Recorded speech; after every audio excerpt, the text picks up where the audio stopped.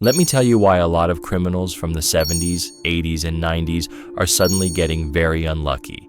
For decades, some killers thought they were untouchable. They didn't just hide. They taunted police.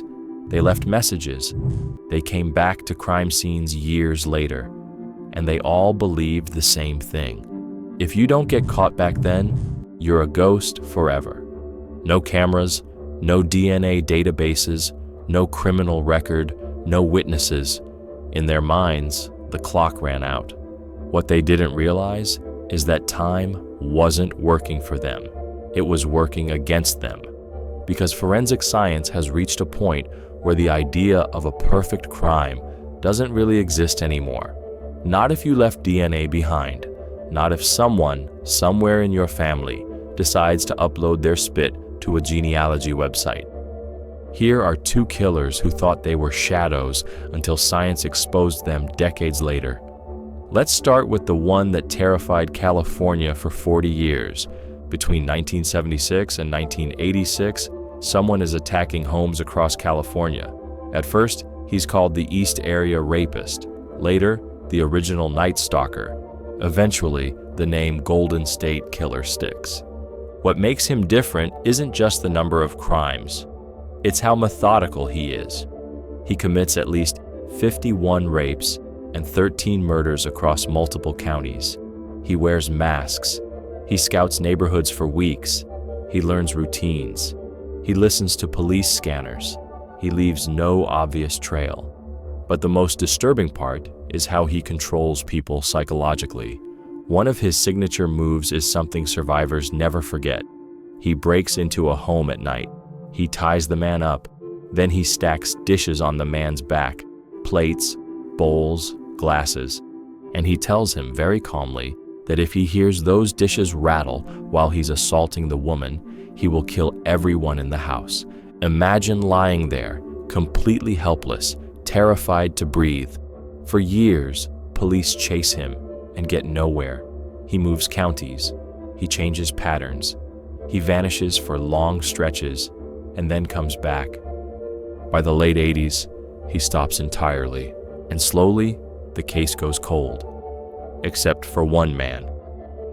Paul Holes spends nearly his entire career obsessed with this case. He reopens files. He rechecks evidence. He rides what he later calls a constant roller coaster of hope and disappointment. Every new lead feels like it could be the one. Every dead end feels crushing. By the time he's close to retirement, the case is still unsolved. Then, in 2018, something changes. Holes decides to try something that feels almost ridiculous at the time. He takes DNA from a crime scene and uploads it to a public genealogy website, the kind people use to find long-lost cousins. Not a police database, a family tree website. What comes back isn't a suspect, it's distant relatives, third and fourth cousins. So, investigators do something wild. They start building family trees backwards. They map out ancestors. They follow branches forward in time. They narrow it down by age, location, and sex. Eventually, one name keeps floating to the top: Joseph James D'Angelo. He's living quietly in a suburban neighborhood. Former cop, married, grandfather. No one suspects him of anything. Police don't arrest him right away. They wait. One day, he goes to a local store. When he leaves, officers swab the handle of his car door. That DNA matches the crime scenes. On April 24th, 2018, after more than 40 years, the Golden State Killer is arrested. A man who thought he was a ghost is caught because a relative he probably never met wanted to learn about their ancestry. Now let's talk about a case that's even harder to hear. April 1st, 1988. Good Friday, Fort Wayne, Indiana. 8-year-old April Tinsley is walking back to a friend's house. It's raining. She goes to get an umbrella. She never comes back. Her body is found days later in a ditch. The town is shattered. Police search everywhere. They interview suspects. They collect evidence, but nothing sticks. Then the killer does something chilling. In 1990, Someone writes a message on a barn wall. I killed 8-year-old April Marie Tinsley. I will kill again. Years pass, no arrest. Then in 2004, it happens again. Bags are left on the bicycles of 4 young girls. Inside are used condoms, a Polaroid photo of the killer's body, and a note threatening to blow up their houses if the crime isn't reported. This isn't just murder. This is someone enjoying the fear. Someone convinced they've beaten the system. But once again, time is not on his side.